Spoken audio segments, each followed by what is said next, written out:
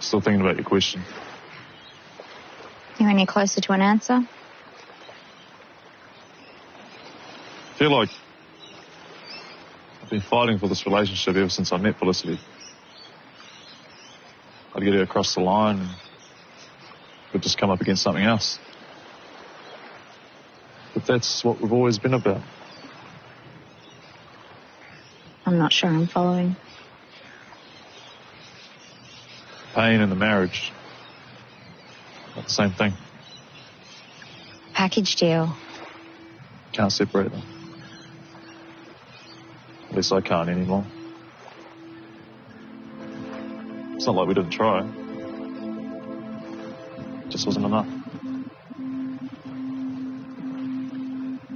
And I have to face up to that. So maybe you do know what you want. It's no way back. Our marriage is over. We are Si and Sophie. This is Coastal News, a home and away podcast, your weekly episode companion podcast for your favourite Aussie soap. I was reading an article today, Sophie. Now this, I'm all about fascinating facts. Yes. Did you know the wolves of Chernobyl? Mhm. they are now resistant to cancer, which I thought was just. I read What? that like about half an hour ago before I came on air. Did you read it, or was it on TikTok? Come on, be honest. No, it was on Real News. Real Wow. News. So Yeah. is this because of the whole nuclear fallout thing then? Yeah, some genetic. They've managed to mute because obviously, it's all cancer inducing, isn't it? Yeah. They've managed to adapt and become immune or resistant Gosh. to cancer. That's mad. That That's just blew my interesting. mind. Oh, it's sad though, because that means that some scientist is going to want to go and put them Yeah. up, which makes Yep. me sad. Yeah, that's true. See, it's highbrow here sometimes. Highbrow. Are you okay? Are you okay? I wasn't expecting Chernobyl wolves, I'll be honest. But yeah, I'm good, thank you. Are you good? I'm okay, thank you. Yes. Good. I'm doing as good as a Chernobyl wolf today. They're doing pretty well, I think. by the sound of it. Absolutely, yeah. Oh, All up to date on the old homers. of course. Obviously compiling things ready for this episode, and I'm looking at my notes thinking, gosh, there's lots of spinning plates again. Some weeks we have some very clear themes, don't we? Two Yeah. sort of blocks going on. This week I've got a bit going on here, a few things. So Yeah, lots of little things going on, isn't there? Yeah. But enough to keep you interested. I've not been disinterested. No. So it's just when it is. So yeah. Any plans for the weekend? Yes, I'm going to go to Wrexham tomorrow to see my busy mate Beth. Don't think she listens to the podcast, but I'll still say hello. Hi, Beth. And we're going out in Chester tomorrow. Lovely. A few drinkies. Yeah. What about you? Yes. I'm staying home. I'm not going out for any few drinkies. Yeah. Not as exciting as yourself. And I'll be here listening to podcast. Of course. Yeah. Well, there's no better plan, really, is there? Staying in, No. keeping warm and dry. It's not been great weather-wise this week, has it? Let's face it. So. Go in. Yeah. Well, I haven't had any snow here. I've had rain and slush, but I've seen snow on the old news. Other people have had it. Have you had any then? It snowed all day Thursday. Yeah. Did it? Oh gosh. Yeah, but it was all wet snow. It wasn't doing anything. Yeah. So, Yeah. That's the kind of snow I can get on board with. Yeah, the kind that doesn't disrupt your whole life. Yeah. Yes. Speaking of disrupt your whole life, we've got a busy week if you're a Coastal News listener this week. So you've got this main episode, as always, like clockwork on a Saturday. You've got your usual first look if you're that way inclined and you want to look ahead on Sunday evening. But also this week, you've got an extra bonus episode. For our sins, we are going again with another round of our versus battle with the Neighbourhood Rewatch, aren't we? So That will be with you on Wednesday, which is a very important day for all the lovers out there. It's Valentine's Day. So, of course, we're doing best couples. So, who's got the best couples? Who are your favourite home and away couples and neighbours couples? You'll be able to vote. Listen to the episode. It's a good one. And that'll be with you on Wednesday. So, lots going on. Life disrupting. Yeah, definitely. Yeah, Lots of content. Out of routine there. Yes, absolutely. Would you like your headlines for the week? I would. Yes, please. Mac undergoes major surgery following her heart attack. Mr. Stewart fights for John to save his job as surf club manager. Leah falls asleep at the wheel, leading to a confronting conversation with Justin. And Eden worries that Cash has all his priorities wrong. Bless him. Please take the time to like, subscribe, and review Coastal News wherever you source your podcasts, and ensure you never miss an episode. Now, I haven't prepared a lyric in a minute this week because I'm not sure there's a minute's worth. We were talking about it, weren't we, yesterday? We were like, is there a minute's worth of stuff? And there isn't really. Kirby's paying for the studio time with that $8,000. There you go. Yeah, that's about it. I can't think of anything else. Obviously, there's other things going on because there's stuff with Remy and Brie and there's stuff with Cash and Eden. But in terms of the band, they did like a rehearsal and then, you know, she the guilt money for the recording. That's about it. Yeah, and we're down for that. We're cool with that. Yeah, absolutely. Yeah. It's not all about lyric, guys. It's safe to come back some weeks. Yeah. There was a song that they were. It was 4, 5, 6. Pick up your sticks. What was it? I can't remember. Then we do it all over again. 7, 8, 9. Don't drink wine. I don't know. I can't remember the lyrics, but yeah. Go and check out our socials. The music videos just dropped. Yes. Big Bird. Yeah. Yes. That was good fun. That was a good giggle. So, but that's all we've got for you. So we'll leave it at that. And we'll talk about Harper hanging around Tani like a fly around short, as I was nicely put the other day. Oh my God.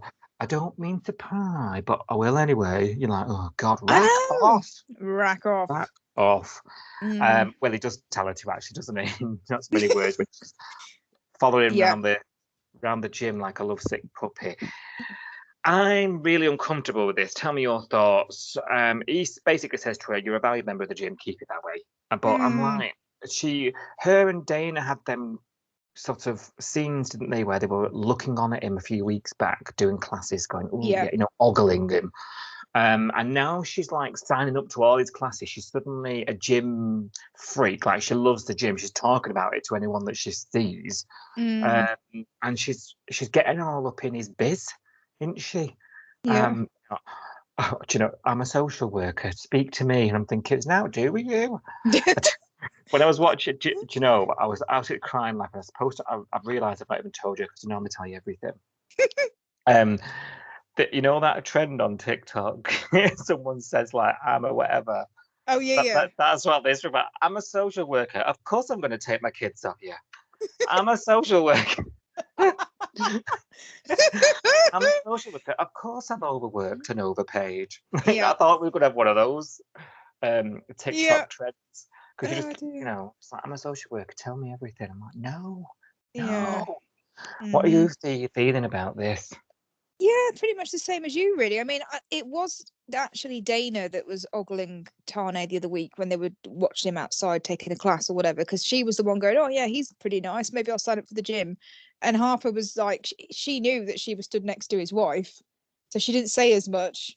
That is true, actually. Yeah, let's talk pedantics. You are true. It was Dana. Yeah, she wasn't as vocal because she was sort of like, she was waiting for Dana to put her foot in it, I think, and then she could laugh and say, "Ha, that's his wife," because that's basically what happened. Yeah. So that was quite funny. But yeah, I mean, last week I was saying where are Tane's friends? He doesn't seem to have any because he's only got Flick. He's only got Cash, and Cash only cares about Flick. He's not really going to go out of his way to look after Tane, because he's, you know, even if he wanted to, his priorities with Flick, isn't it? So I was saying last week, like, who can be there for him? Who's going to look after him? Who's going to be his shoulder to cry on? Always, like, that's why he was going out, you know, clubbing on his own, picking up women and all of that, because he didn't have anybody else to spend any time with, really, that wasn't going to be on, you know, Flick's friend or Flick's brother or whoever. But I didn't expect Harper to be the one to, you know, offer the shoulder to cry on. I do think it's a bit random. I mean, he did say to her a couple of times, like, I don't even know you. Yeah. Like, we're strangers. And like you said, he tried to put boundaries down and say, you're a customer, you know, let's keep this professional, please. But then it didn't last very long. She just kept badgering him, didn't she? And I just thought, just bog off. Like, you've been told. I know. You've been told. I mean, I'm mixed about it, because in a way it's nice that he's got someone to talk to, and he has opened up to her eventually. But she got told to bog off several times before. I don't know. I think I would have backed down before she did. And what is it that's making her not? It's not because she's a social worker, is it? No, Do you know? because she keeps saying, I'm not a counsellor. I'm a social worker. I'm not a counsellor. They're not the same thing. So she's making a point of saying, like, I'm not a counsellor. But what is she doing then? Why? Exactly. I think she's nosy. I think she's the goss, personally. I think she's seen an eligible bachelor in the making, soon to be. Yeah. And I think she's, if she might be doing it for her sister, not for her own gain, you never know. Yeah, maybe. But it's not sitting right. It's not sitting right. And I'm glad it's not with you, because I think she's overstepped the mark right away. I just think you'd go away eventually, but she didn't go away. And I thought, maybe if it was me and he'd said to me, like, oh, you're a customer, keep it professional, I probably would have gone, yeah, fair enough. I walked away then. And then maybe he would come to me then and say, oh, sorry about it, I was a bit cranky. Actually, I could do with a beer and a talk or whatever. And if he didn't come to me, that's fine. But if he did, then I'd say, yeah, sure, let's go for a beer. But she didn't. She just kept going, oh, are you coming for a drink? And he'd already said no, like 2 seconds before that. I know. If it was a bloke harassing a girl that had just been broken up with someone, we'd all be going, oh, what's he playing at? Some would say he was being as clear as Flick was about children. Well, I was just going to say that, because when they were talking, I did get triggered. When he eventually opened up to her and sort of said, I found the pills, you know, she turfed her bag out on the table, saw the pills, she's lying to me. And then he said something like, you know, when I took my vows, I meant it. I thought that was forever. You know, and I was thinking, is he going to at any point say that what happened was that Flick had several times told him she wasn't interested in having kids, and that he'd accepted that when he took his vows? He knew that when they got married. Is he going to explain that to Harper? No, he didn't. He's like leaving out some of the key facts. Of course she's going to be on his side, because she's only hearing his side, and his side is not very accurate, Tane. I'm sorry. Yeah, you're right. Finding it a bit. Yeah, you're right. You actually touched on this last week. I don't know if you remember, because you were saying, like, of course, if all you see as an onlooker is Felicity's behaviour, you're going to be like, oh my God, woman. Yeah. You know, and this is a similar sort of situation. She's seen Flick, you know, and Tane in public, which hasn't been great. No. And all she's got is Tane's word, because he does open up to her eventually. They do that walk, don't they? Yeah. They stare at the sea and open up their hearts, which I thought was a nice scene, actually. So he does end up telling her something. I think it's good for him in the sense that he's spoken to somebody, because he hasn't got many we've spoken about before. He hasn't got many people left in the bay to turn to. No. But you're right. Her perception of it is going to be warped, and there are sides. And arguably, which we've argued in and out now for 2 months, if not longer. The other side is not all that bad, you know. No. Yeah. And he said something like, I feel like I've been fighting my whole marriage, or feel like I've been fighting for my relationship, or something since like that. The start, it's been a fight, this marriage. Yeah. And I thought, you've been fighting Flick, because she told you she didn't want to get married, and you fought her to get married, and, you know, she flip-flopped back and forth between wanting to get married and not wanting to get married.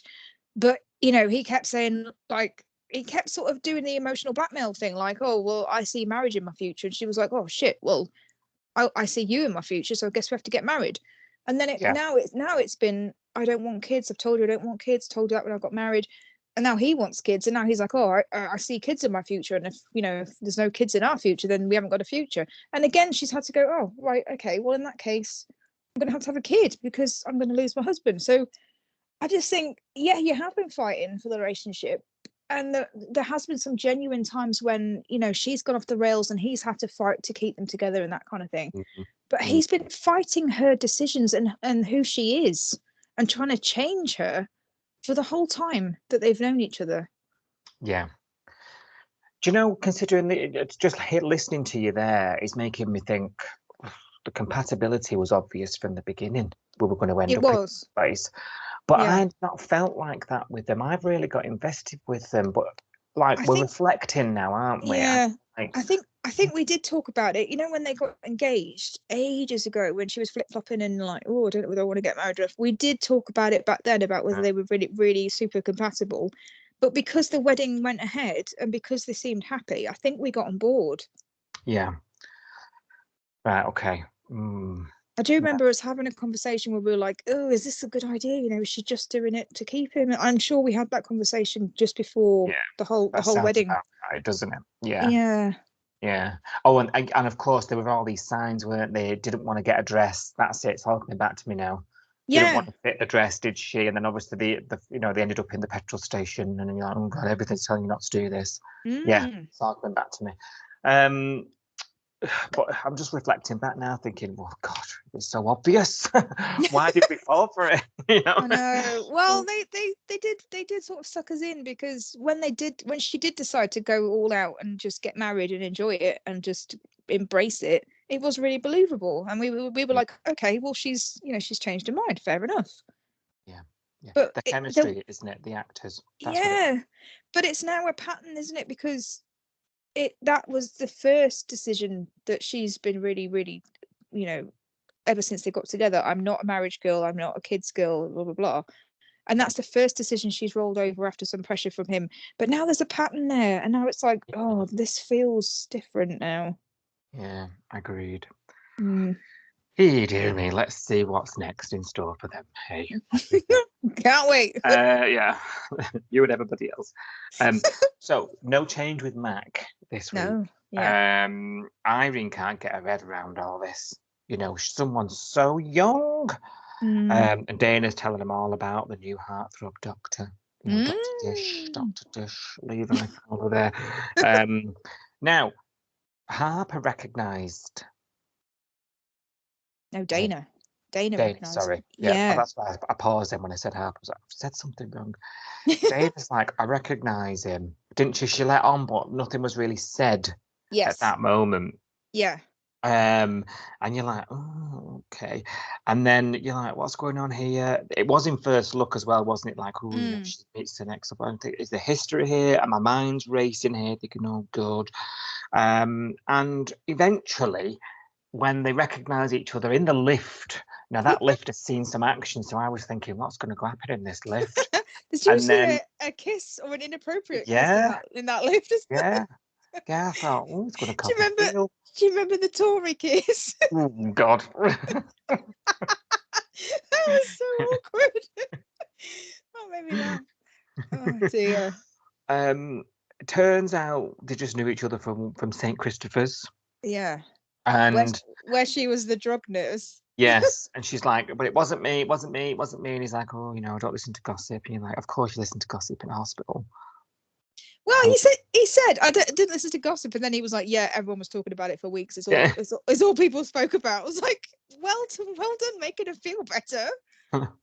No, it's like but what was nice was he wasn't judging her. Well, no, in that, Well, at the end of the day, legally she's been cleared. She's off. Charges are off. So whatever he says or thinks about, it doesn't really matter. She's there, and she's allowed to be there, and she seems to be proving herself as a nurse. Anyway, she seems to be doing a good job. Yeah. But he finally makes time to actually see his patient, Mac. He's there just for her and her alone. This heart specialist. And when she wakes up, And he tells her, "Oh, you've had a scat." I thought, "Bloody heck!" I Yeah. thought, lunchtime.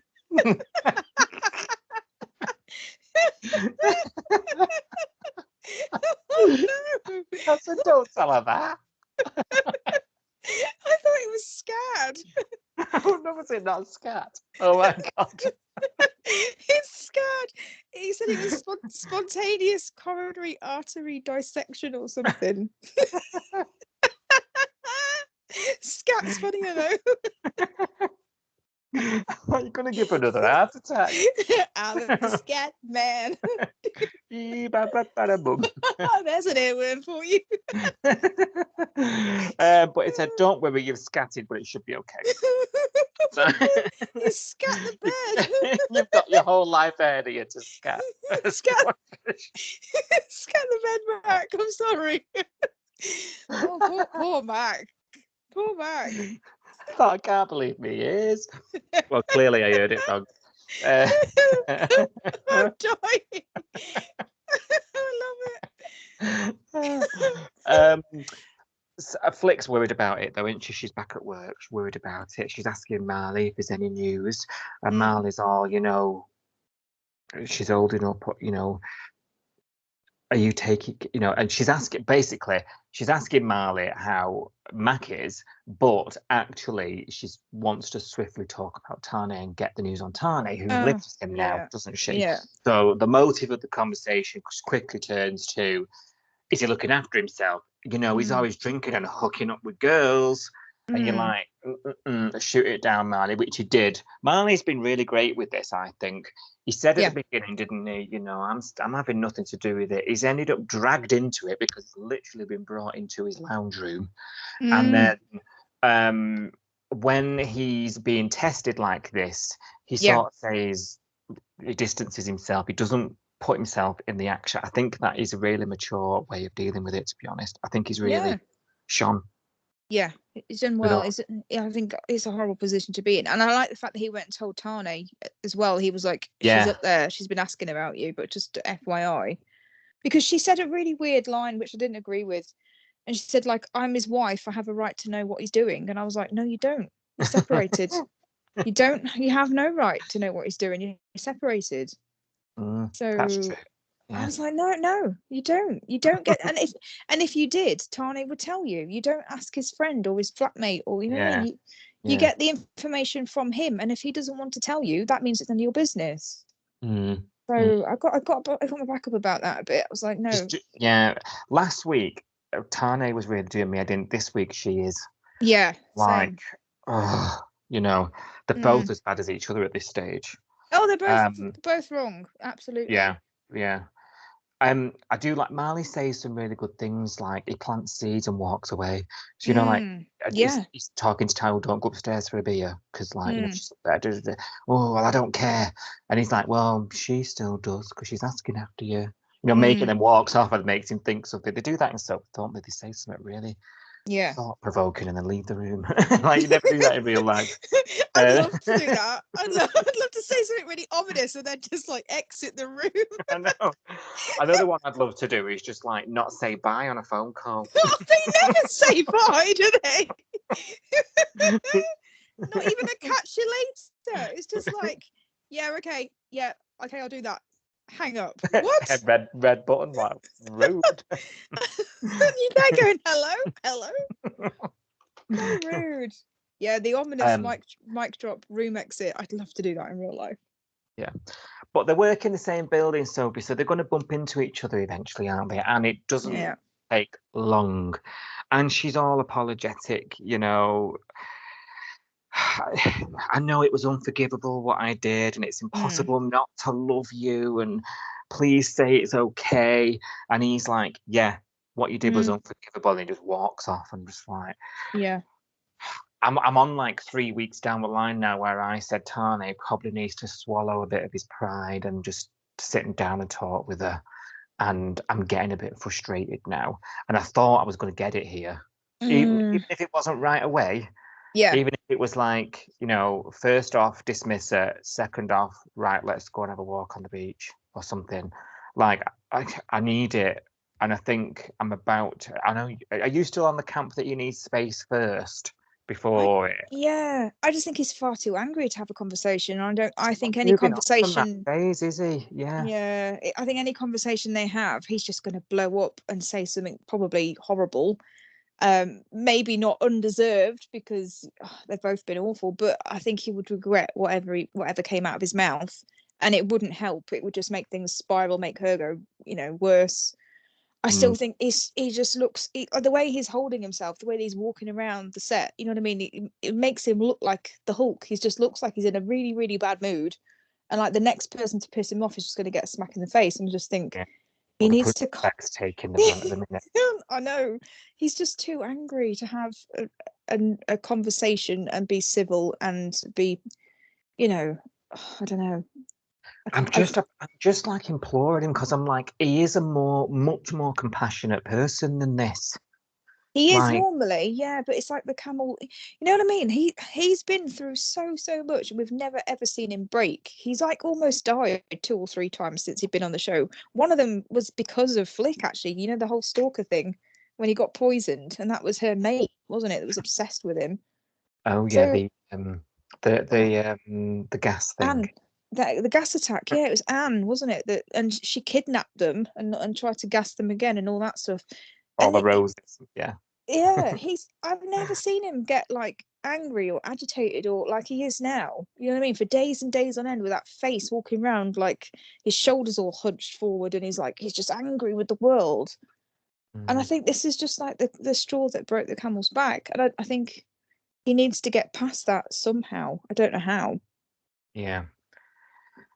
I'm just like I'm getting to the stage of saturation with it. I really am. Yeah, I think he just needs to go and see the Fano and like just chill out in New Zealand for a couple of weeks. Stick thing. Yeah.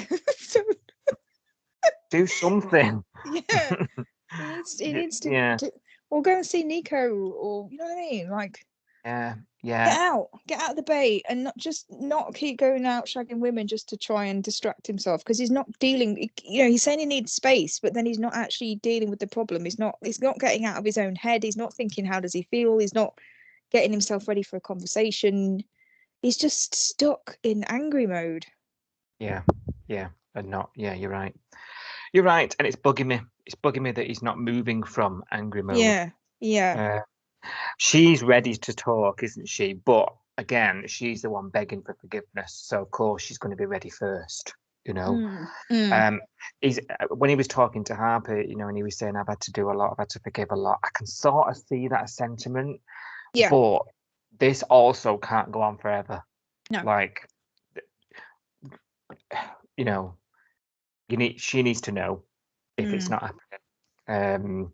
I feel like the water is getting muddier and muddier as we go on. And each podcast we do, I'm just like, I can't believe this has happened this week. I know. Right, Alf, he's had a call. Silly Surf Club committee business, he says that it is. It's giving him the trots. Just so Mac must have had the same call. Oh no, he's got the scat as well. Does that mean something else in Oz? The trots? I hope so. Because it means diarrhea, right? Here, I think. Yeah, you've got the trots, you've got an iffy tummy, haven't you? Because he was so funny, that whole scene. He was like, "Oh, this surf club stuff's giving me the trots," and then Rue goes, "Let's have some cake." I was like, I don't think she understands what the trots is. I don't think cake is going to fix it. It must be something else. It must be something else. I don't know. It must be a thong situation. Oh yeah, we don't wear thongs on our feet over here. No, definitely not. Yeah. Yeah, so he's got the trots, and this phone call is getting. It's about this complaint with John, isn't it? Now, we were saying last week we didn't think that apology phone call was legit. I don't think I'm still any wiser about that. But it sounds like John's in a bit of bother here because guess who Banjo is? Only bloody Simon Henderson's kid.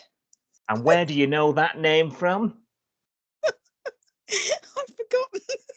Something about Yabby Creek Realtor or something. some sponsor, isn't it? Real estate. Yeah. Yeah. He Yeah. owns some company that I'd never heard of. And I've forgotten the name of. That was almost smooth. I can't remember. I think Do it you know what you're going to say? You think it's what? something really plain, like Summer Bay Real Estate or something. Yeah, it was. I can't remember. But I did have a bit of a moment because they went, "Oh, Simon Hurt," and I was like, "Say Hampton, say Hampton."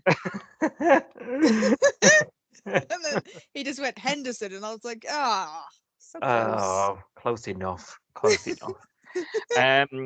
Simon Henderson, a big shot about town, lots of money. He pumps a lot into the surf club. Of course, Banjo's his son, and like all spoilt brats, he's gone running to his father. And yeah, that's going to obviously cause a lot of trouble because now the committee are in a spin, aren't they? He's threatening to get John sorted out, or he's going to pull the funding, and then that's going to cause lots of big problems for the surf club and its services. So bless Alf, right? He's trying to do the right thing here, isn't he? So he's at first he doesn't know how to talk to him, and then that happens to be the day that John's bouncing around telling everybody what great job he's got, and you think, I love it. Sun is shining. I've got the best job in the world. God, Alf's gonna have to tell him.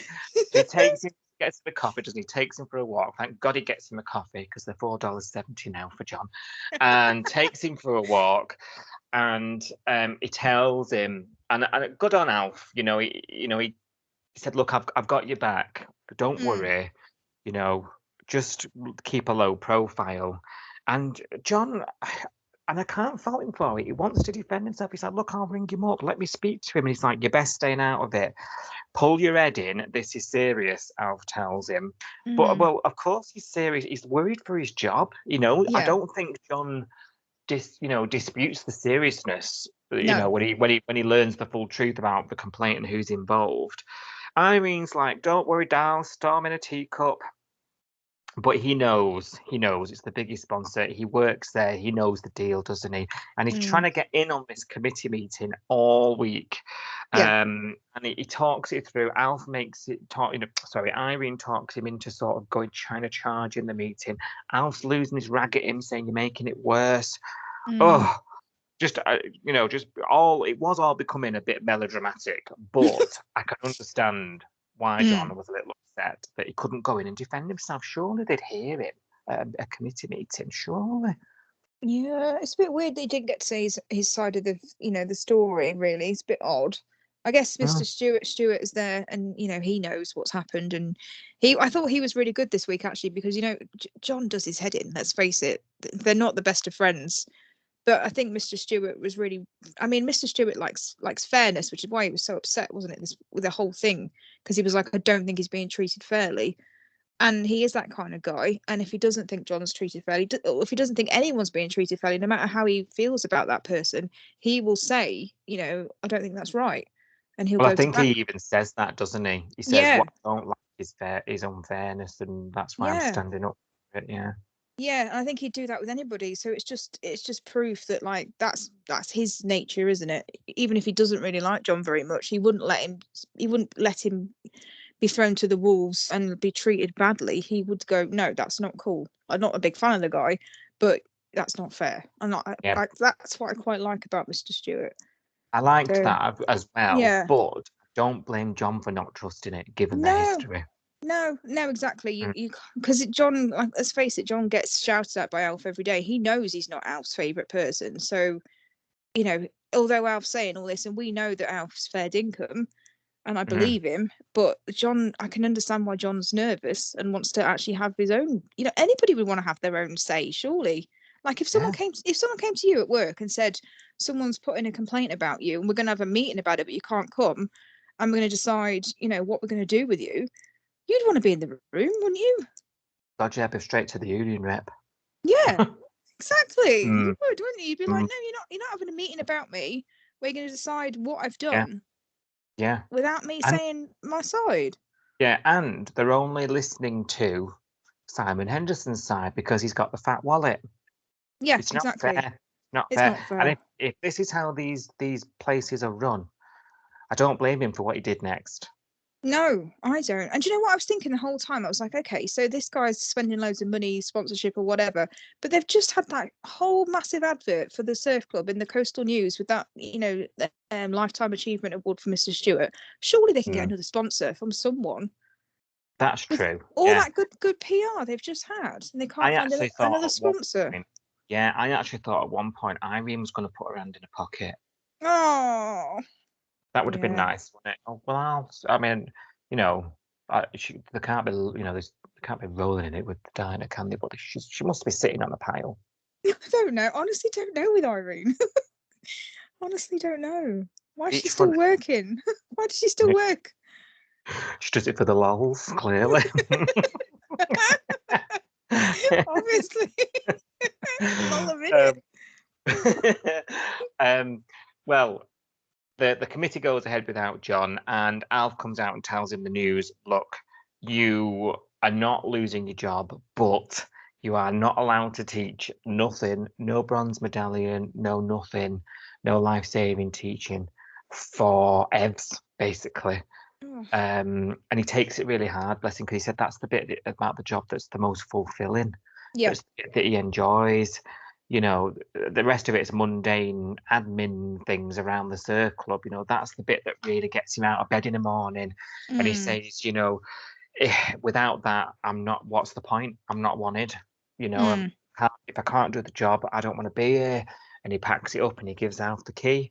Not before Alf says you're being ridiculous. And he leaves and he quits his job there and then. And I must say, I know he's throwing his toys out the pram a bit, but I stand by him. And Mm. I think I would, be, if I was, if I wasn't worried, like if I could afford to, I'd do the same. yeah.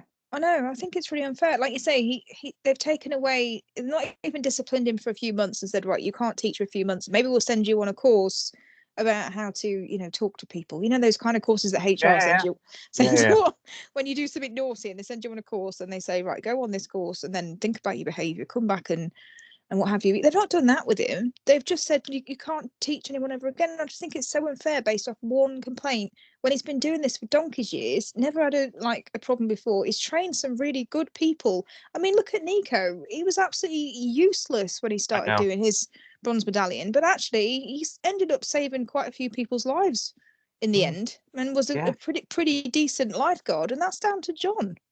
Does your track record stand for nothing round here? I know, it really annoyed me that. It's peeved me off, and it's a non-storyline really, but it's really wound me up this week. It really, yeah. And I'm getting defensive of John here Mm. because it can be carried on like a galah, to quote Elf, but you can't dispute that he does a great job at that Yeah. place. I suspect we're going to end up in a place where they can't live without him when he comes back, and he's going to be a nightmare. But I don't. I'm standing by him in his decision. It's time. This just said, if you've got money, you can get what you, and people will just bow down to you, and it really pigs me off. It really does, because it's always a little man doing all the hard graft, week in, week out, that suffers, and they don't. drives. Like you say, they don't notice until that person's gone. So next week, when he's not been in his job for a few days, it will all start falling apart. And I love the fact that Mr. Stewart, he said he was on the phone to someone. He went, "Look, we don't have to accept his resignation just because he's resigned." And then he said something like, "Well, I'm still surf club president, so what I say goes," and hung up without saying anything.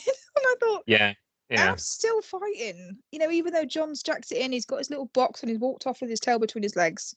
Alf still deals. I don't think this is over. I don't think this is the end. Yeah, you're right, because he's refusing to accept the. Yeah. You say so. Yeah.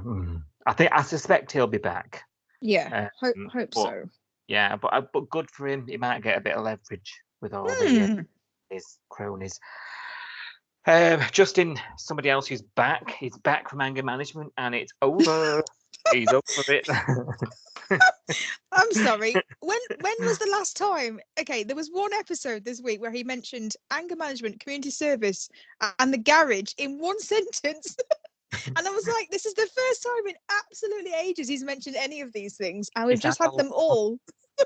I was like, is he just checking them off on a tick list to say, look, I remember that I'm meant to be doing community service and anger management, and I've got a garage. I was like, what's going on? Has he been reading our tweets? He even went to the garage. Someone He thought, did. um, I was laughing. I was laughing at that, and I was also laughing at the fact that this was when Theo was playing on his PlayStation with his blinky light on, and I thought of you. yes. That was I your like to doing. think- I like to think it is, but You got to it be probably careful what you ask for now, because there's someone's listening. I've gone a bit weird. I'm looking round for a spirit now. I'm in here on my own. It's the spirit of Ailsa. She's come back for revenge. Well, I'm the love of his life. Me. while you're here, can you do me a milkshake, love? Oh yeah. I'll have a milkshake. Anyway, we digress. He's back from anger management, so we've managed to cram all this back into the script just in time for his last sesh. So that was lucky for us. Lucky for us. And he says, you know what, I'm going to make a slap up meal for me and Leah. So Theo, sling your hook. So off Theo goes, makes himself scarce, and then the phone rings, and he's all like, "What? An accident?" And then it's the end of the episode. You're like, "What?" I wasn't sure whether it was one of them calls at first. You know, like, have you had an accident in the last 3 years? We've got it on our records that you've been badly injured and you're entitled to compensation. Oh, it's Joe Pasquale on the phone. Oh dear. No, it wasn't that. It wasn't that. No, it wasn't. It was Leah, and she's gone and had a bit of a bump, hasn't she, at an intersection. He rushes to the hospital, and Rosie's there mid-breathalyze. Very Kate Richards. And it turns out she blacked out at this stage, is what we know. And there's no tests come back, no drugs, no alcohol. She's free to go. Don't know what's gone on. Justin's very apologetic. You know, I'll fix the car. Don't worry about it. And then she's all snapping at him like, I can't believe this. She even sees all the slap up meal, still has a go at him and goes to bed. I'm just like, Leah, I know. really? She's losing my sympathy now. I know I wanted this, didn't I? I was saying to you, we need something from Leah. We can't just come back from this kidnapping factory thing and carry on. I think we need a story for her, and I was ready for it. But this is starting to pick. It's the way she's treating people, particularly Justin. Justin is just rolling over. Maybe it's because he didn't quite understand what was going on with her. Maybe he's got his head in the sand a bit. Don't know, but it's doing me head in. Interesting, because Justin's doing my head in. Really? What? Yeah. Because this is the male and female perspective. we're skipping ahead a little bit. I'll give you my insight as to why I'm annoyed with Justin. So eventually when they do talk and she says, like, I can't handle all of this because I'm not sleeping. Every time I go to sleep I see you dying. I can't handle doing the wedding planning when I'm like this. I need to sort myself out. I need to get my head straight, and then we can talk about the wedding. But right now I just need to postpone it and concentrate on me, and I'm sorry, but I just can't do it, blah, blah, blah. And the whole time she's saying all of this, he's just going, well, is it definitely just postponing it? You're not cancelling it? Are we definitely going to get married soon? And he's just like, she's really stressed out. She's really cranky. She's had no sleep. And he keeps turning up to the diner and going, well, we are going to get married one day, aren't we? And I was just like, he's insecure. Oh my God. I know, but just give her a day. You know, just bog off. It is written on her face. She's not getting married to him. No, I know. I was just like, just give her a minute. He keeps turning up and going, well, we are going to get married one day, aren't we? We're going to get married one day. And I was like, just give it a rest. Just take it for now. Just go, okay, let's postpone the wedding and just go along with it for now. Because give her a few days to sort herself out. You know, and he suggested going to the GP, and I was like, yes, that's what we need to do. We need to go to see the GP. We need to get some actual help, because Rose said the throwaway line this week, and she was like, if you're still struggling with the Vita Nova stuff, I was like, of course she's still struggling. A bloody blind Freddie can see she's still struggling. Yeah, no, but she's none of her business, is it? And you know what? Leah had a go at her for a couple of weeks back for putting her nose in it, so she stayed out of it, hasn't she? I know. But she did say, like Rose said, there's help available, and the police can offer you like helplines and put you in touch with agencies that can support you through that kind of stuff. You know, she's a victim at the end of the day, so they can offer victim counselling and that kind of thing. Yeah. So she just needs to do some of that, and while she's doing that, I think Justin needs to stop asking her, "When's the wedding? When's the wedding? When's the wedding?" Because I'm gonna punch him. No, I think he's panicking because she proposed to him at deathbed. I did get it when she said, "Look, you're better now. I'm still dealing with it. You were unconscious. You weren't there. You didn't traipse across with donut lips across them."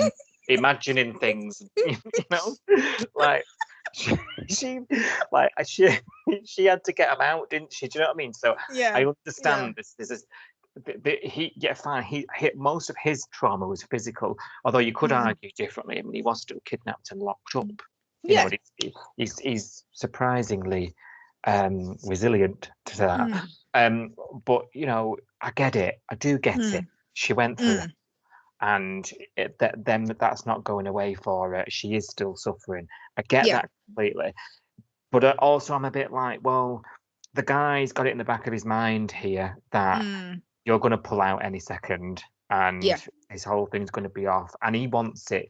We're talking about Tani and Flick. It's a bit of a similar situation. He accepted that he went along with not getting married, but he made it clear he wanted to, but he was happy not to for Leah. And now those feelings about it have probably been resurfaced because of this proposal. Yeah. But I tell you what, she wants help. Hello, someone take the espresso machine off her. She's never going to sleep making a coffee in the middle of the night. What on earth is she doing? I know. Ordering coffee beans while drinking coffee in the kitchen at 3 a.m. No. That's why you're not sleeping. Yeah, it's not going to help you. But then is she too scared? In a red light. Oh, don't. Is she too scared to go to sleep though? Because when she goes to sleep, she sees him dying. Yeah, that's what it is. Yeah, she doesn't. She's stopping the nightmares, isn't she? She doesn't want the nightmares. So, I mean, there's a couple of drug dealers down Mangrove River that'll help you with that. We talked about that last week. Yeah. It was my faux pas. Definitely an option she's not considered yet. It's just the way she's pushing him away. She's doing it nastily, and she's snapping at him in public. Then she's going to the when he's fixing the car at the garage, the car that she crashed into when she fell asleep. And then she has a go at him for that. And I'm like, that's his job. Yeah. You know what I mean? And actually, by him fixing it, it's probably going to appease the person you ran into half asleep. Yeah, exactly. Oh, my God. I know. And can we just talk about the fact that she tells Rose that she ran a red light because she fell asleep, right? And she just gets a verbal telling off. Oh, and I thought, wait a minute, like, if I ran a red light here and because I fell asleep and I crashed into a car, and thankfully no one was hurt, she wasn't hurt, the other driver wasn't hurt by the sound of things, just the car damage, wouldn't I still get a driving ban for driving without due care and attention, or like a fine, or I'd get some kind of legal points or something? Yeah. I mean, she's voluntary banned herself, but it didn't seem to be going anywhere. Like, I don't see Rose writing a ticket or anything. You know what I mean? I was thinking, I don't know. No, she's such a crap cop. When she gave Alf a bloody speeding ticket. I knew you were going to bring that up. I'm sorry. What a bitch. Alf was doing 34 and a 30 and she blew it. What a bitch. I'm sorry. I'm not over that. 2 years ago that was. Oh dear. Well, what we are getting though, increasingly these days because of this storyline, is Alf and Justin confide in each other, aren't we? And I don't know what it is. I do enjoy them scenes. I don't know why. I think them two being buddies, I don't know what it is. I just love it. It just warms me cockles. I like any of those scenes though, because we've had a few with them. We had a scene with Tane and Alf recently where he was like, blokes like us, we bottle up our feelings and we don't let them go. We don't know how to talk about them. And I thought that was really cute. The Justin stuff was really cute. And then we also had a scene with Mr. Stewart and Leah where she blew up at him and then she apologized and he was like, it's okay, you've got a lot on your plate. And she was like, I just don't know what to do. I don't know who to look after. And he goes, you need to look after yourself. And I thought, oh, that's so sweet. It is. Yeah, you're right, Alf. And that's stuff we've missed from Alf. Yeah. In recent years. You're right. Now you say it, we're getting it with a few. He's becoming that pillar again, isn't he? It helps that he's in town. I think this is the longest he's been here for a while. That's true. Yeah. Mm-hmm. I mean, God knows what she's up to in Merimbula. I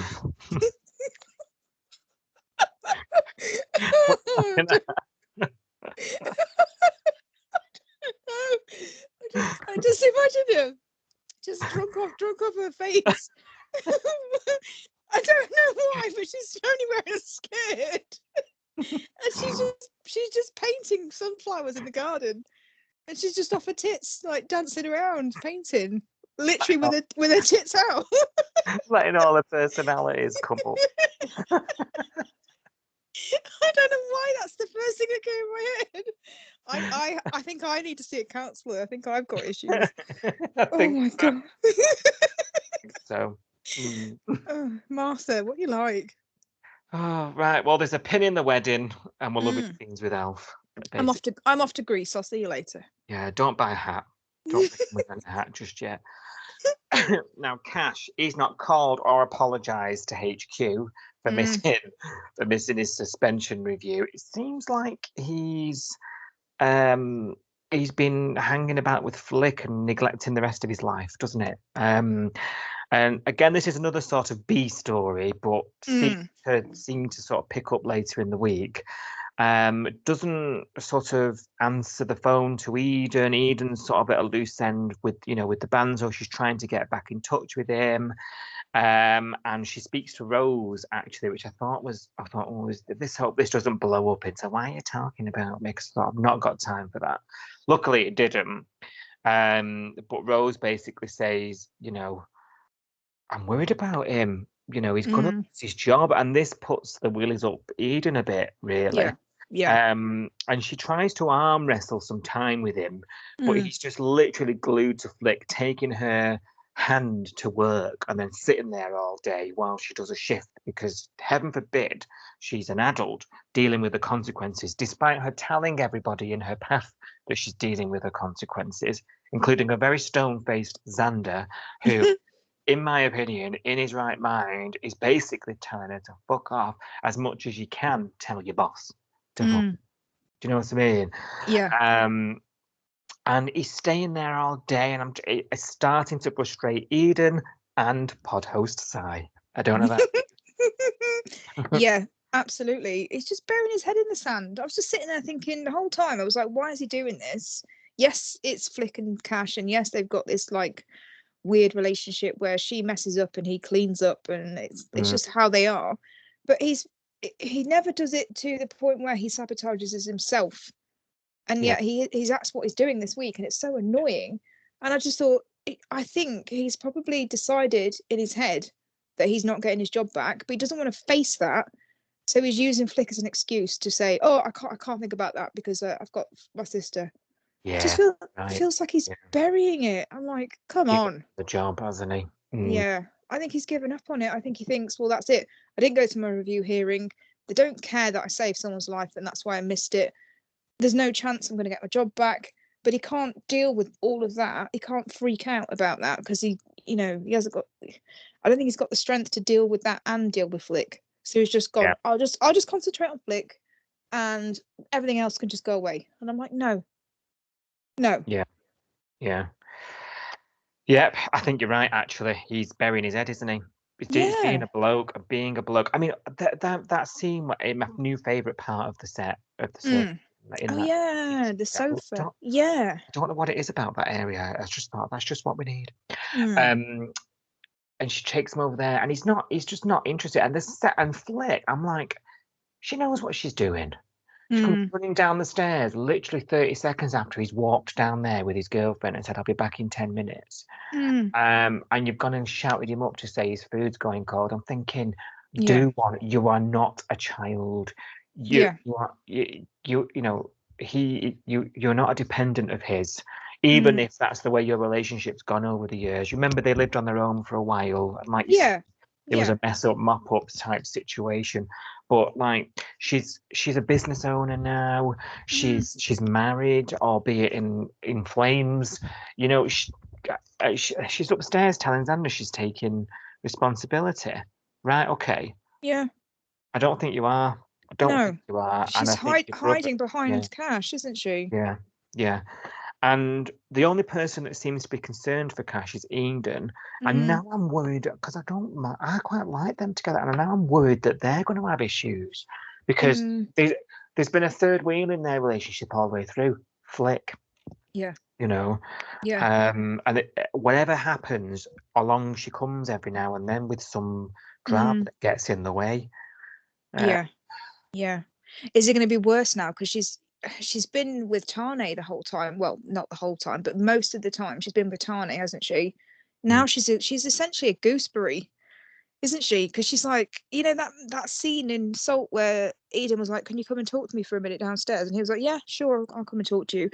And Flick was like, "Oh, private smivate, do it up here. I'll bring you a beer. You know, stay here." And I thought, no. Now you've got no boyfriend. You want to hang around then like a bad smell. Yeah, barely spoke to them beforehand. Yeah. Happy Larry. She's one of them. She's like, "Oh, I've got no one else, so you have to spend time with me now." And I don't know how I feel about that. But what do you think about Eden and the way that she's dealing with it, and the way that do you think there's anything that you would do differently, or do you think she's handling it? No, I would probably do the same sort of thing. Try and talk sense into him. You know. She's doing it because she cares. What about you? Yeah, I think the same. I can't. I was trying to think, like, is there anything that she could have done? But I don't think there is. I think she's done I think she's done similar to what I would have done. You know, what else can you do? Yeah, I like the fact that she said to Remy and Kirby this week, you know, I just needed to play pool on my own for a minute because I'm angry and needs to calm down. And I thought that's what adults do. That you know, when they're in a mood, they take themselves off and they go, "Oh, I know I need to calm down. I know I can't go in there and shout, you know, and scream at someone because I'm not a toddler." And I thought it shows us again how different the characters are, because Flick doesn't do that. She doesn't calm herself down and then have a conversation and go and talk to someone like an adult. She will go in a mood upstairs and just scream in someone's face.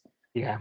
And I like the fact that Eden isn't like that. And she just went, "I just needed a minute just to chill out because I'm angry, and then I can go and talk to him." And I thought, yeah, fair enough.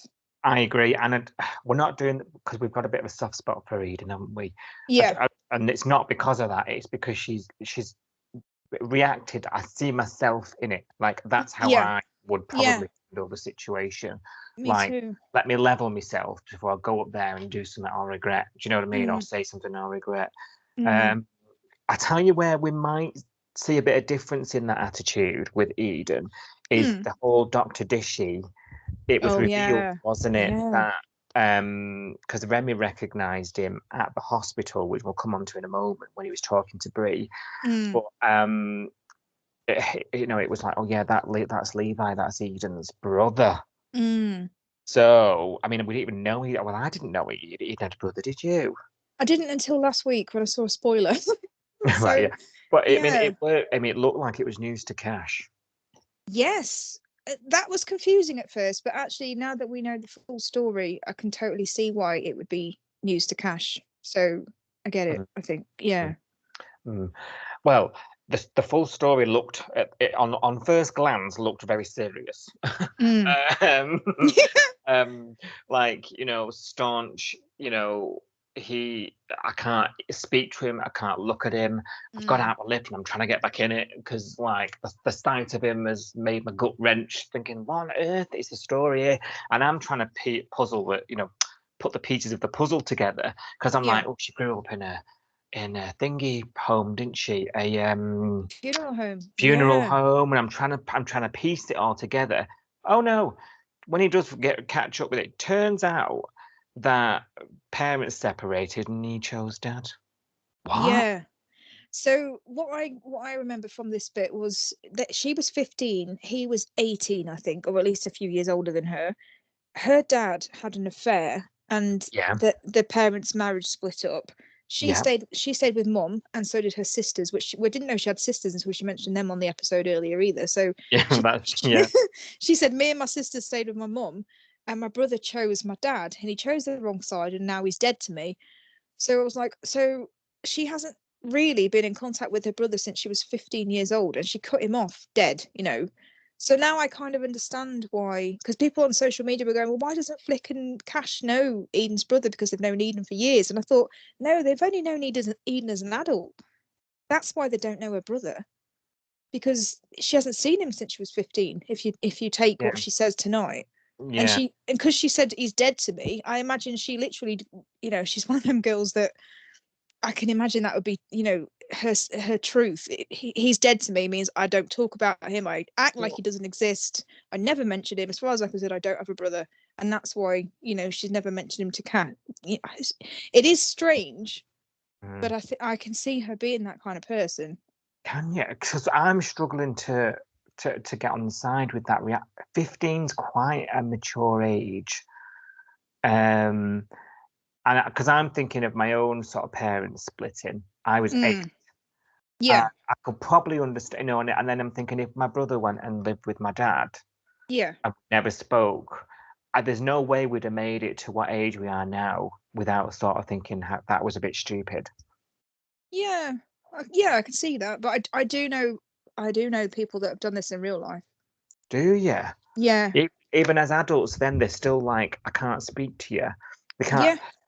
Oh, I don't understand that. I do. Not in my family, but certainly my friends. I've got a friend who, bit of a long story, and I probably shouldn't air it all on here, but his mum basically ran off with someone else in the middle of the night and took her young kids with her, so including my friend. So he didn't see his dad, or his dad had other kids as well from a previous relationship, didn't see them for years. And then when they were old enough, when the kids were old enough to choose and they could go and find the dad again, some of them chose the dad and some of them stayed with the mum, and that was it. Never saw each other once they'd chosen a side. I tell you what it does prove, though, that stories like that proves that when a marriage breaks down or there's a split and there's children involved, the effect on them is more than you initially think. Isn't it? They hear things, they form opinions, they grow up with them opinions then, don't they? Yeah. And then that informs decisions later on in that in that case that you're talking about. Yeah. I'm just a bit like, she was 15 in Eden's case, and I'm like, you're that's not like, you're old enough to sort of think, oh, fuck off to dad's then, like. I'll speak to you in about 3 years. Yeah, like. Yeah. I don't know. Maybe we do. Maybe we'll learn a bit more about. Yeah. But is her lifestyle that of a normal, however old she is, 30-year-old? Because that's true. The thing with Eden is she comes across as very mature compared to the other people on the show, compared to Flick. You know what I mean? Compared to some of the other band, compared to Kirby, I think she seems more mature. But then actually, when you compare her to another adult of her age, similar age, is she as adult as we're? Well, that's true. She's not. She's living in a share house with bands with no money. Yeah, and just doesn't want to get a job, and it's very uni, isn't it? It's it is a little bit 50. It's like, in some ways, she's still 15 years old. You know what I mean? So is it out of character for her to still act a bit immature sometimes, even though most of the time she has got more of a level head than the rest of them? I still don't think she's as mature as Theo, for example, who is meant to be much, much younger than she is. So, and isn't he, Theo? His dad beat that into him. You shouldn't joke. I know. Um, She's very complicated, though, isn't she? I think. yeah, you've got me thinking now. Actually, I'll come back to you. You've got me thinking. I still think it's childish. I still think that at this age, yeah, she probably does need to confront it and think, why am I still if I'm still angry, why am I still so angry all this time? I just think it's a lifetime ago. Yeah, you know. she hasn't dealt with it, has she? By the sounds. Anyway, of all the hospitals in all the land, he's come to that one. As luck would have it. Bree's been there a lot as well. Well, there and between shifts at the lighthouse. And Remy's not seen much of her. No. And it turns out she's not actually been going to work some of this time. Because he mentions it to Xander in passing at the Surf Club, one of the episodes, and he's like, "Oh, we had pizza and watched a film all night." I don't know. Oh no, that was so funny. Xander is that this supposed week. to be an impression of Xander? Stop pizza. I think it was much more callous than that. Xander's had me in stitches this week. He just gives zero fucks this week. Like the way he was with Flick, when she was like, "Sounds like you don't need me at all," and he was just like, said nothing, didn't he? And I was like, "Oh!" And then with the whole Remy thing, he was like, "Oh, does your housemate get any sleep? Have you seen Brie this week? I don't know what you're on about. We had pizza and watched movies all last night." Yeah, rather than thinking, "Oh shit, she's lied to him," I'll just say something vague. He just doesn't care. He's like, I'm not covering for no one. I'm not lying to your face to make you feel better, Flick, and I'm not lying to you, Remy, to save your feelings. I'm just going to say what I like. I've actually really respected Xander this week. Yeah, I like this Xander. Yeah, he's he's good crack this week. Yeah, he's channeling all the viewers. He's us. He's us. He's channeling the viewers. He's like, "Everyone, you shut up. You this. Yeah, she lied." Why is she lying though? What's going on here? So obviously he speaks to her, doesn't he? Because he sends that text and then she says, "Oh, sorry, I sounds busy." So he grabs her, doesn't he? What are you laughing at? Your impressions are hilarious. Sounds busy. I'm sure he said that. Sounds washing my hair. She's got so much hair. You know what I mean? That's a legit excuse, I think. Yeah, that's at least 3 nights. Oh wow, it's hours in the shower. That hair. Yeah. Yeah. And she's drip drying her shirt so they don't shrink. God forbid they fit. It's the trend. I know, but I don't like it. He says to her, doesn't he, "Look, like, I know you lied. What's going on with you? Like, why are you lying to me?" And it was about this whole 35 years convo with the in-laws last week. Even though that seemed to end well, she had the fear of God put in her because she saw her future, didn't she? And I'm not being funny. If that was your future, what you got if you got to complain about? You've got all that money coming to you. That's not their future. Well, that's not even their present, is it? Come on, he hasn't got a penny to rub together. Well, I've been rubbing my hands at that house, thinking, how old are you? How old are you? How much is this place worth? How much mortgage have you got left on it? Yeah. But she's had a bit of a moment, hasn't she? Thinking everything's going a bit fast. She's got a rock band boyfriend. And she remember she's come out of this really long abusive relationship in her 20s, and she went through all medical school. It's all been a bit serious. So she wants a bit of fun in between all the residents of the Bay's heart attacks. She wants to squeeze in a bit of fun. So he was just a bit like, okay, cool, like but I just don't get it. What? I don't get it. I don't get it. Of all the people you can tell that you want to have fun to, and you don't want a serious life, surely Remy's the first person that would understand that. Yeah, he'd be like, "Come on, get on my bike. Yeah, let's go somewhere." He's not the most serious guy in the world, is he? And also, okay, so she's saying all work and no play has made me really dull, and I want to have loads more fun. So what I'm going to do is I'm going to ignore all of your text messages and say I'm at work. And actually, what I'm going to do is let my hair down, have a night in with Xander, watching films and eating pizza. What? Living life. Living the dream. Sorry, I didn't get it at all. It doesn't make get it. sense.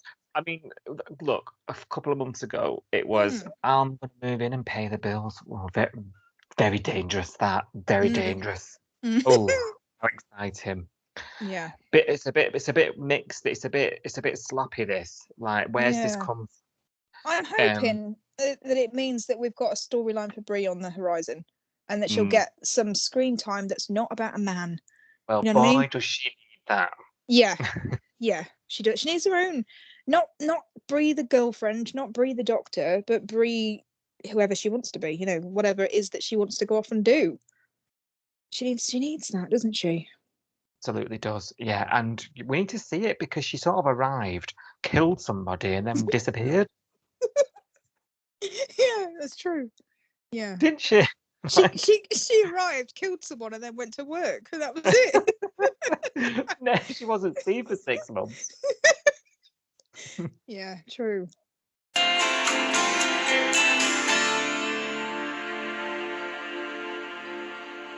Right, so it's that time again. It's time for your say on the Bay. Love Ready? this time. Love it.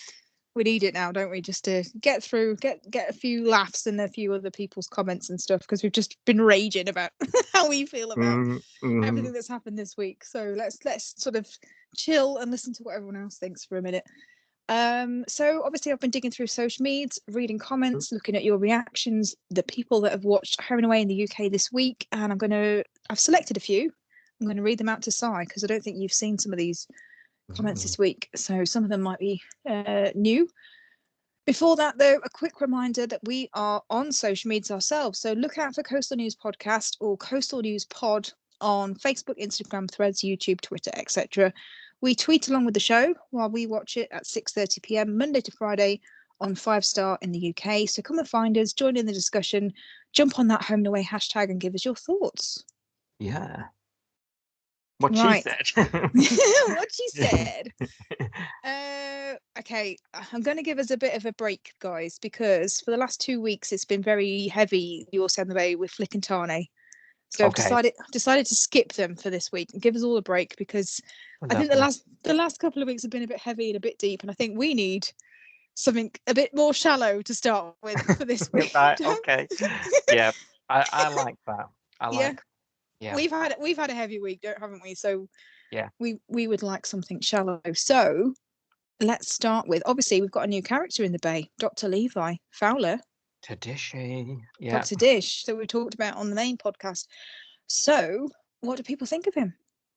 What do people think? Let's find out. So on Facebook, this is quite funny, this made me laugh.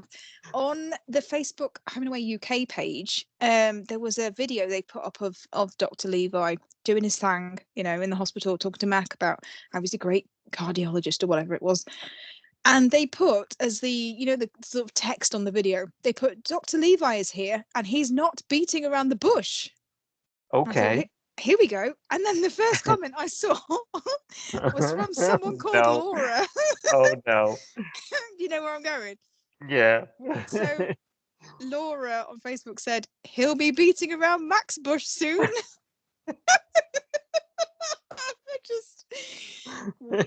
I think we needed a laugh this week, so I thought, thank you, Laura. You've provided the comedy there. Love that. Thank you. Brilliant. But it's all good news. It's all good news for Levi. First impressions of him with everybody has been really, really positive. So everyone's saying he's cute. So Sheila says he's cute. Adele says, what a hottie. Rosie on Twitter says Levi's a hottie. Caroline says handsome doctor. Diane says absolutely gorgeous. Lots of comments for the same thing. Sheena says gorgeous man. June says nice. Just nice. Just nice. Nice doesn't. Come on, do better than that, June. Nice. Nice is like a cup of tea, isn't it? Oh, how's your tea? Yeah, it's nice. Yeah. It's nice. Even actually, I'd say lovely for a cup of tea, but there we go. You know what I mean? It's a bit. You and your repertoire. Underwhelming, but nice. You know, it's positive.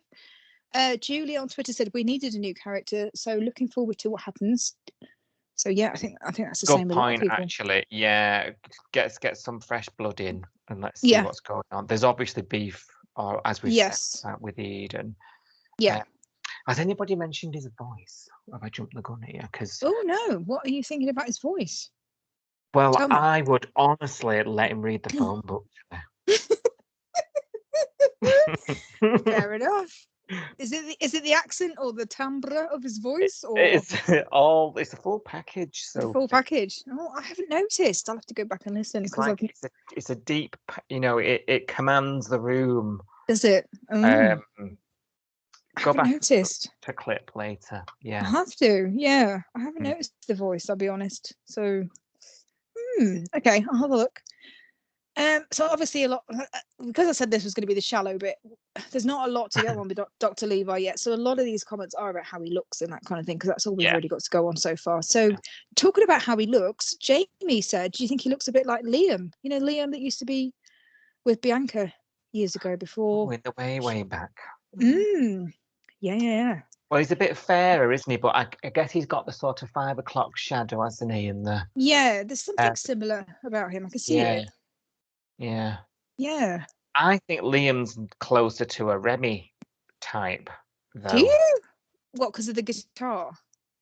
Well, he had, the rings and the clothing. It was the jeans and the. I think the personality and the guitar and the kind of the busking and that kind of thing.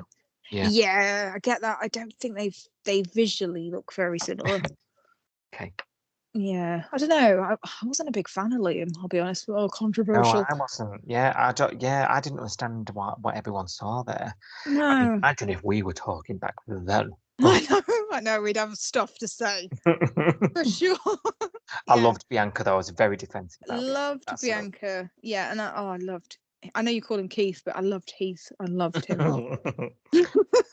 They were endgame, weren't they? Oh, they were such a good pairing when they were going well, but yeah, when it went off the rails, not so much.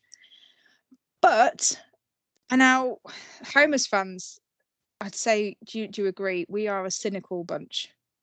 Yes. cynical bunch. So there is some cynical comments about Levi, unfortunately. Vicky on Facebook says he's definitely going to be bad news. Delma says he's gorgeous, but I don't trust him. And Alice says, well, he certainly looks the part, but time will tell what lies behind that handsome profile. Everyone's always dubious of the new one. We've been here too many times. Especially the good-looking newbie. Yeah. We're cynical. Hearts will break. Yeah, definitely. And then Sev on Twitter sent us a message and said, I note that Levi is an anagram of evil, whereas Eden is a place of paradise. Interesting. Hang on a minute. Okay. Yes. Oh my God. Anagrams. Oh, what? That's deep. I mean, I'm saying this is the shallow section, but that's quite deep, really. It is. And now mine is racing. Wow. Well spotted. I mean, it's going to be nothing. It's just going to be a math coincidence, isn't it? But yeah, it's interesting though. Like, I love the little theories, and the writers are probably like, "Oh, we didn't even think about that. We just thought Levi was a cool name." But Levi and Eden, they are quite interesting names, aren't they? Yeah, and evil. A newborn. Yeah, Levi, evil. After the whole book thing as well, like I'm on. Looking for stuff. So, okay, you've got my attention. You've got my attention. Definitely interesting. I love that. So that was Levi. I think generally quite positive so far, but like I say, we haven't seen a huge amount from him. So perhaps next week. What's the hate? Yeah. Maybe next week we'll get some different comments. But so far so good. I think can't see anything bad. What about poor JP? Oh no, I hope people have been kind. Oh, everyone's been kind. There's not a person out there that is hating on JP this week. So everybody's been saying poor John, like Facebook was just littered with, oh no, poor John. I could read out 100 comments that say that. Sharon's one of them, oh dear, poor John. There's loads of comments saying the same thing. Stephen on Facebook says, I'm behind Palmer, job on the line because some son of a business owner that sponsors the surf club got told off, ?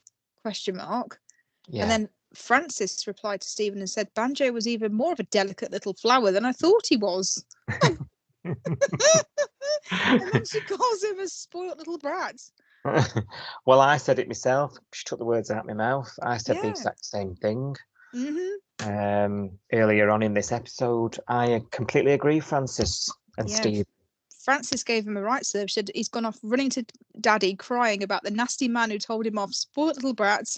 I bet he only joined the bronze Yeah. medallion life-saving class to show off to his friends. Yep. Yeah. And he always gets what he wants. Yeah. Clearly, he's never Yeah. wanted for nothing, has he, Banjo? No, exactly. Mm-hmm.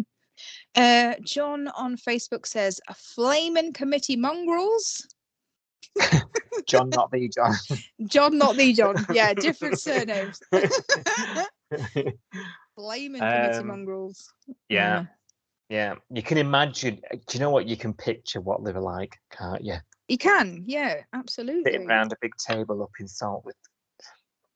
Just big thinking about the old- money. Just thinking, Big well, old men. we want our Christmas party, so we're going Yeah. to have a sponsor. All smoking. Yeah, even though it's a surf club, life-saving. Julie on Twitter wants to know, what's he going to do now? He's resigned. Well, Julie, you've heard it here first. I suspect he'll be back. He'll be hot-footing it back before long. We can't not have. It's synonymous nowadays with the surf Yeah. club. So I Yeah. don't see it happening soon. He might be at a loose end for a few episodes, maybe. It's and going to be hanging around the diner like a bad smell, isn't he? Well, that's Hustling true. Irie. Yeah, and there's going to be widespread, rallies to get him back, to get his job back and get out of everyone's feet, something like that. Yeah. Yeah. We Yeah. might find out tomorrow in First Look, Julie. Stick around. Oh yes. Oh yeah. I want to hear about that. Yeah. Good point. Mr. David is on Twitter saying Alf is lucky JP is such a saint. Alf does not deserve his loyalty. Yeah. Ooh. I can go with that. I can go Yeah. with that. You know the whole John Alf debate. You know what side I'm on. Yeah. I I'm know. with that. I know. I get it. I can see both sides, but I've got a soft spot for Mr. Stewart. He is just a grumpy old granddad, and I get it. He's done all right this week though. We'll give him his due. He has. He's made me a little bit choked up this week. Bless him. Yeah, he's come good. Yeah. He's trying. Bless him. And his own Mr. Stewart. We said he's Alf in it. He's definitely Yeah. Alfed it a bit this week. So Yeah. yeah. And then Jamie says it's Gerald who screwed over JP, isn't it? That faceless bastard. Jamie on Twitter cracking us up again for the 53rd week in the row. Yes. Oh dear. The Love it. faces. We have actually seen Gerald on screen, but I didn't remember it. I saw it on Back to the Bay website, and there was a picture of him in an episode a while ago, long time really? ago. But Yeah. I don't actually remember him. But we have seen his face. But whether that's the same Gerald nowadays, you never know, do you? Yeah, well, head transplants. I do find a silent character quite endearing. There's something about it. Especially on um, Homers. We've had so many, yeah, haven't we? Like Yeah. we still talk about Madge Wilkins, and she's probably Yeah. been dead 20 years in the show. I mean, she's a so- legend. Never seen the last. Yeah. Ledge. Yeah, absolutely. I love that. I love that idea because what that does, it makes you think that the world, this fictional world, is sort of a bit wider than it Yeah. is. It's probably what it is. Yeah, we love it. Okay, so that is JP and Banjo. JP versus Banjo. What about Leah then? Are people, because I was reading some comments about Leah a little while ago after the whole kidnap drama, and I said, oh, do you think people are sympathetic towards Leah? And they weren't really, were they? No. Do you think the tide has changed? Do you think people are more sympathetic towards Leah now? I don't know, because we've sort of fallen on opposite sides of the fence, haven't we, when we were talking earlier? Yeah. So I'm inclined to say no, but that's because that's my position. Go on, hit me. Well, the question I have for you is, do you think for a lot of the comments I'm going to read out now are what you opened my eyes to recently about how everyone is not always a huge fan of Leah, and actually there's quite a lot of people that don't love her character very much, And I'm Yeah. wondering whether some of that, and it's the same with the Flick comments that we've had the last couple of weeks, when Mhm. you don't really like the character, are you even less sympathetic Yeah. with them when they're going through something shit? Yeah. Yeah. It definitely informs your opinion, doesn't it? Yeah. I mean, when they're going through something shit and they're acting like a bit of a twat, you know what I mean? Like if it was somebody that you love, you kind of go, well, Yeah, you forgive it, don't you? yeah. But if you're acting like a bit of a twat and then you don't actually like them, you know what I mean? I think it tips it over the edge a bit, doesn't it? So I'll read you some comments. So on Facebook, I'll start with Facebook. So brace yourself. God. Okay.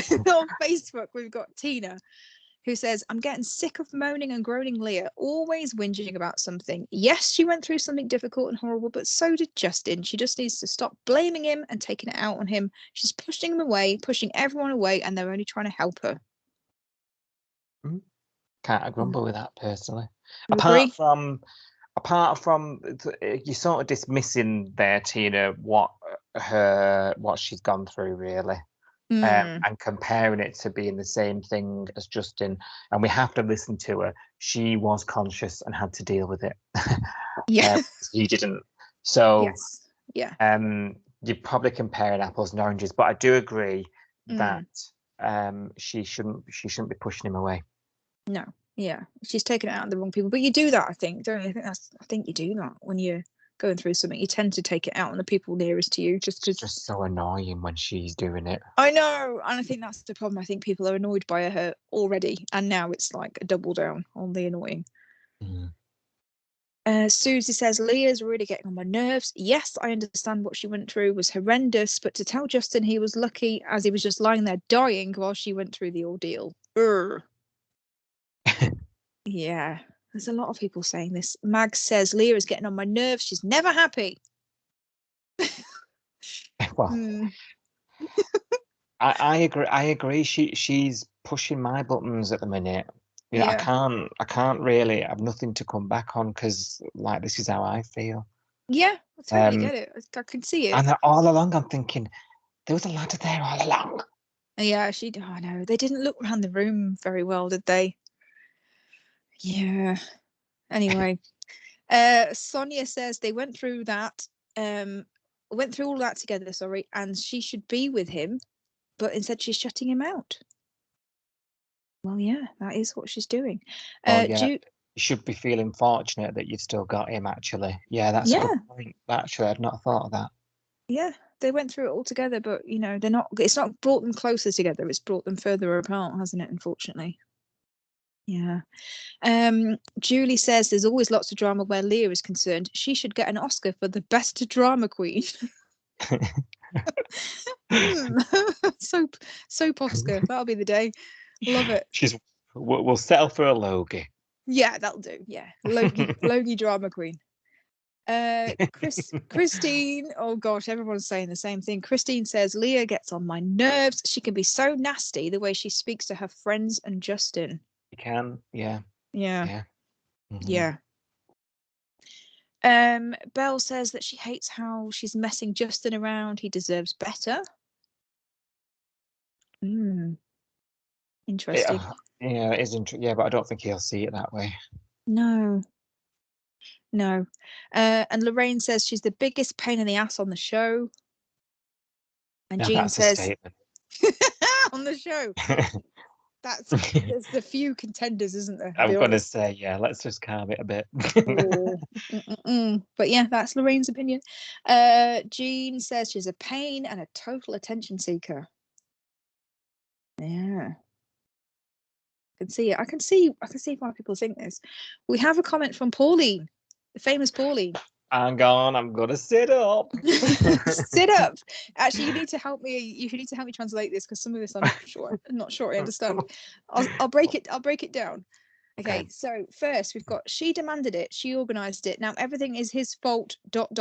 Cheese on bread. I got it up to the cheese on bread bit. Is cheese on bread like a Cockney thing? Like a rhyming slang? What does it mean? Like I'm brown sorry, bread did not means dead. I expect you to say cheese on bread. How random. Right, sorry, go from the top. Okay, ready? She's commanding. So, are you ready? We need a minute to try to just translate this into Sophie and sign language. Okay, so she demanded it. She organised it. Now everything is his fault. ... Cheese on bread. Right, cheese on bread aside, maybe a dinner. Maybe she'd fancied something to eat and just. I just wondered whether it was a Cockney rhyming slang thing. Like brown bread is dead, and I thought maybe cheese on bread means like, I don't know. I can't think of anything that rhymes. Nearly dead. I don't know.